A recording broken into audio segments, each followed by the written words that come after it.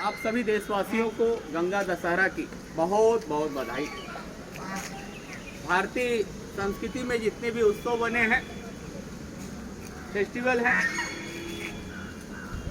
वह कहीं न कहीं वैज्ञानिकता के आधार पर उसका सृजन किया गया है। साथ ही वह पर्यावरण से भी जुड़ा हुआ है, और पर्यावरण से जुड़ा हुआ है तो जल संरक्षण निश्चित होगा। आप देखें कि गंगा दशहरा का जो फेस्टिवल है, वो फेस्टिवल कहीं न कहीं बरसात के सीजन में होता है। उसका मूल उद्देश्य यह भी हो सकता है कि लोगों को घर से निकालकर अपने आस पड़ोस के जो जल के स्रोत हैं, जैसे तालाब हैं, कुंड हैं, नदी हैं, उन स्थानों तक पहुंचाना, और उसके पीछे मूल उद्देश्य ये रहा होगा कि वह उन जल स्रोतों को साफ सफाई करें, वहाँ स्नान करें, जिससे जो बरसाती जल है उनको उन जल के स्रोतों में संरक्षित करें, जिससे जो जल का लेवल है वो बढ़ाया जा सके। और यह कोई आधुनिक काल का फेस्टिवल नहीं है, ये हमारा फेस्टिवल बहुत प्राचीन काल से है।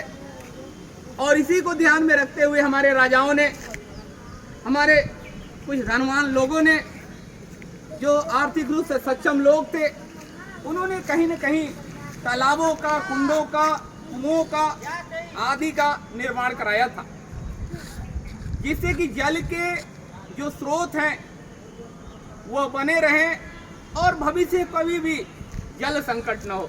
आज आधुनिक समय में हम उन फेस्टिवलों को दरकिनार करते जा रहे हैं, और निरंतर जल के जो स्रोत हैं वो हमारे कम होते जा रहे हैं। ऐसी अवस्था में आप देखें तो निरंतर जल संकट हमारे सामने आता है। गर्मी शुरू होते ही देश के कई सारे क्षेत्रों में आप देखें तो जल की समस्या उत्पन्न होती है। तो आइए हम लोग सबक लें अपने त्योहारों से, अपने उत्सवों से, अपने ऋषि मुनियों से, अपने राजाओं से, कि उन्होंने किस प्रकार भिन्न भिन्न जल के स्रोतों का निर्माण कराया और उसको संरक्षित किया, जिसके कारण आज तक जल का लेवल बना हुआ है। अन्यथा बहुत पहले ही जल के स्रोतों का क्षरण हो जाता और जो जल के स्रोत हैं वो समाप्त हो जाते और जल संकट निश्चित होता। ऐसी अवस्था में हम सभी का ये पुनीत कर्तव्य है कि हम लोग जल के स्रोतों को बना नहीं सकते, हम लोग तालाब बना नहीं सकते, कुंड नहीं बना सकते, तो क्या हम उसका संरक्षण भी नहीं कर सकते हैं? क्या हर कार्य की जिम्मेदारी केवल सरकार की है? नहीं, हम सभी देशवासियों की भी उसमें बहुत बड़ी भागीदारी होगी। तभी जाकर उन जल स्रोतों को हम संरक्षित कर पाएंगे और जो जल का लेवल है उसको बढ़ाएंगे, और जो बरसाती जल है अगर हम उसको सेव करेंगे तो निश्चित तौर पे जो हमारा भूगर्भ का जल है उसका लेवल बढ़ेगा। आज आपने देखा किस प्रकार कोरोना पीरियड में ऑक्सीजन की संकट आई, किसी ने सोचा नहीं था, मगर आप देखें कि वो भी संकट हमारे सामने आया।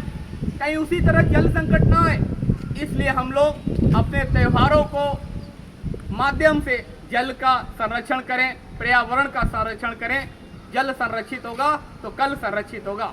इसलिए आइए जल के स्रोतों का संरक्षण करें। मैं डॉक्टर अशोक कुमार सोनकर, सहायक प्रोफेसर इतिहास विभाग, सामाजिक विज्ञान संकाय, काशी हिंदू विश्वविद्यालय, बहुत बहुत धन्यवाद।